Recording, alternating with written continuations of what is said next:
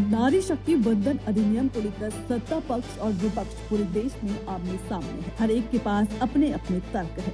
भाजपा विधेयक को मातृ शक्ति के लिए हितकारी बता रही है, तो कांग्रेस इस विधेयक में हुए बदलाव को लेकर अग्रेसिव है। लिहाजा पूरे देश में विधेयक को लेकर चर्चा है। इधर देहरादून में भाजपा सरकार ने 28 अप्रैल को विशेष सत्र बुलाया है, तो कांग्रेस ने सड़क पर आकर भाजपा की मंशा पर सवाल उठाए हैं। देहरादून में कांग्रेस पार्टी ने आज नारी शक्ति बिल पर भाजपा का विरोध किया और विधानसभा के सामने धरना प्रदर्शन किया। इस मौके पर पार्टी के प्रदेश अध्यक्ष गणेश कोडियाल ने कहा कि कांग्रेस कभी भी महिला आरक्षण का विरोध नहीं करती। अगर करती तो साल 2023 में ही बिल का विरोध होता और बिल संसद में पास होकर कानून नहीं बन पाता। कोडियाल ने कहा, परिसीमन और जनगणना से इस राज्य के बड़े हिस्से को नुकसान होगा, इसलिए हम संशोधनों का विरोध करते हैं। कहना चाहता हूँ कि केंद्र की सरकार और राज्य की वर्तमान सरकार देश और प्रदेश के भोले भाले लोगों को झूठ बोलकर झांसे में लेकर अपने सत्ता के रास्ते मजबूत करना चाहती है।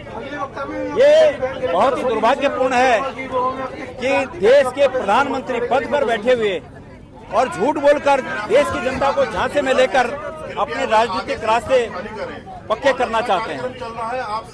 जहां तक महिला आरक्षण की बात है, महिला आरक्षण कानून आज भी विद्यमान है और हम ये धरना प्रदर्शन इसलिए कर रहे हैं कि उत्तराखंड की विधानसभा का उपयोग कांग्रेस को कोसने के लिए नहीं, बल्कि इस प्रस्ताव को पास करने के लिए इसका उपयोग होना चाहिए कि उत्तराखंड की वर्तमान 70 सीटों पर 33% महिलाओं के लिए सीटें रिजर्वेशन करके और आने वाले चुनाव से इस व्यवस्था को लागू किया जाए। ये प्रस्ताव यहाँ पास हो, ये संकल्प यहाँ पास हो विधानसभा में और केंद्र को भेजा जाए। पूर्व मुख्यमंत्री हरीश रावत ने भी इस विधेयक का जमकर विरोध जताया। हरीश रावत का कहना है कि 2023 में जो बिल पहले ही सदन में पास हो चुका है, उसे दोबारा लाने की जरूरत क्यों है। 33% आरक्षण देने में गंभीर है। उसने हमेशा 2010 में भी जब हम लेकर के आए इस विधेयक को, तब भी कुछ प्रपंच रचा और ये जन दबाव में 2023 में तो बिल लाए और सबने सर्वसम्मति से पारित करवा दिया, लेकिन लागू करने में फिर प्रपंच कर दिया। जब फिर जन दबाव बढ़ा तो फिर ये प्रपंच किया। इस बार इन्होंने महिला आरक्षण विधेयक के साथ जो है इन्होंने परिसीमन को जोड़ दिया। परिसीमन को लेकर के राष्ट्रीय स्तर पर सहमति नहीं थी, भाजपा जानती थी और इसलिए जानबूझ करके इन्होंने परिसीमन का विधेयक उसके साथ जोड़ा और ये परिणति जानते थे। इसलिए भाजपा के इस राष्ट्रीय प्रपंच, इस पाखंड के खिलाफ आज महिलाओं में जबरदस्त आक्रोश है। आप यहाँ देख लीजिए महिलाओं की उपस्थिति कितनी विशाल उपस्थिति है और ये इस बात का द्योतक है कि महिलाएं भाजपा के पाखंड को समझ चुकी हैं, प्रपंच को समझ चुकी हैं और उसका विरोध कर रही हैं। इसके साथ ही सत्ता पक्ष को घेरने में कांग्रेस नेता हरक सिंह रावत भी पीछे नहीं रहे। हरक सिंह रावत ने भी इस विधेयक को लेकर भाजपा पर जमकर निशाना साधा। हरक सिंह रावत ने मांग की है कि अगर 33% आरक्षण देना ही है तो इसे 2027 के विधानसभा चुनाव से लागू किया जाए। आप मुझे बताइए, 2023 में लोकसभा में महिलाओं को आरक्षण, महिलाओं को पद देने का बिल सर्वसम्मति से पास हो रहा है, उसको क्यों नहीं लागू कर रहे? इसका मतलब ये जानबूझकर महिलाओं को पर्दे नहीं देना चाहती भारतीय जनता पार्टी सरकार। भारतीय जनता पार्टी सरकार नहीं चाहती है कि विधानसभा में, लोकसभा में जो है महिलाओं को पर्दे मिले। अगर वो ईमानदारी से चाहते तो 2023 में जो पारित हो रखा वो लागू कर दे। उसमें उत्तराखंड, पंजाब में जो चुनाव होंगे, उत्तर प्रदेश में जो चुनाव होंगे, उसमें भी लागू हो जाएगा। कांग्रेस ने आरोप लगाया है कि केंद्र और राज्य सरकार इस मुद्दे पर राजनीति कर रही है। महिला आरक्षण विधेयक जो है लोकसभा और राज्यसभा में पारित हो चुका है, वो कानून बन चुका है। तो केंद्र की सरकार को चाहिए था कि जो आरक्षण बिल पारित हो चुका है उसको लागू करने का काम करते, लेकिन भाजपा एक नया खेल खेलना चाहती है। वो जो है परिसीमन के आड़ में जो कृत्य करना चाहती है, उसका कांग्रेस ने लोकसभा और राज्यसभा में विरोध करने का काम किया है। और जो भाजपा परिसीमन को जो है लोकसभा और राज्यसभा में पारित करना चाहती थी, वहाँ विफल साबित हुई है।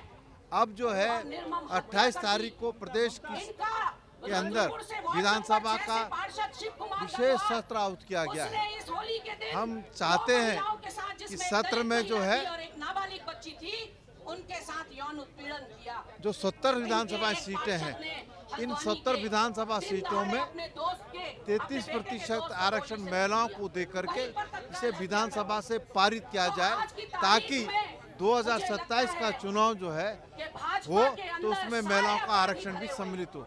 और अगर सरकार जो है सत्र के अंदर निंदा प्रस्ताव पारित करने का प्रयास करेगी तो कांग्रेस उसका पुरजोर विरोध भी करेगी। और हम ये भी कहना चाहते हैं कि आज उत्तराखंड या देश के अंदर जिस तरीके से भाजपा महिला आरक्षण पर जो है गोलमोल जो है बात कहने का काम कर रही है, तो लोग सब जानते हैं, कांग्रेस का अतीत साक्षी है, गवाह है इस बात का कि कांग्रेस ने पूर्व में जो है नगर निकाय और पंचायतों में जो है महिलाओं को आरक्षण देने का काम किया है। लेकिन भाजपा आरक्षण देना नहीं चाहती है, बल्कि परिसीमन का खेल खेलना चाहती है। कांग्रेस उसके इस खेल को जो है पूरा नहीं होने देगी। इस पूरे मामले में कांग्रेस ने सरकार को घेरते हुए अपने विरोध को और तेज करने के संकेत दिए। देखिए, आज का जो धरना प्रदर्शन था, बेसिकली भारतीय जनता पार्टी की जो सच्चाई है वो जनता के समक्ष लाने के लिए था।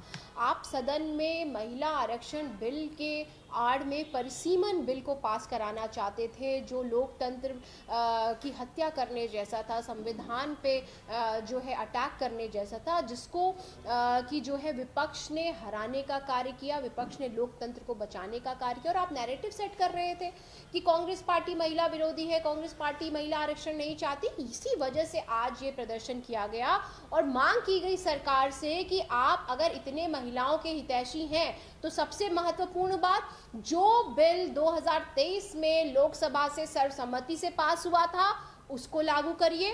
क्यों सीटें बढ़ाने की जरूरत है? जो है उसी में आधी आबादी को 1/3 हिस्सा दीजिए। दूसरी बात, धामी जी ने क्योंकि कांग्रेस को कोसने का कार्य किया है, तो धामी जी से प्रदेश अध्यक्ष गणेश गोदियाल जी ने ये कहा, सबके समक्ष ये बात कही कि आप अगर महिलाओं के हितैषी हैं तो 33% आरक्षण जो बिल है वो आप विधानसभा से पारित करवाइए। उत्तराखंड विधानसभा में 33% आरक्षण जो है 70 सीटों में महिलाओं को देने का जो है कार्य करिए। जब आप यूसीसी कानून बना सकते हैं, जो कि केंद्र का मसला है, उसको आप एग्जीक्यूट कर सकते हैं प्रदेश में, उसी तर्ज पर 33% आरक्षण भी उत्तराखंड में विधानसभा में महिलाओं को देने का कार्य करें।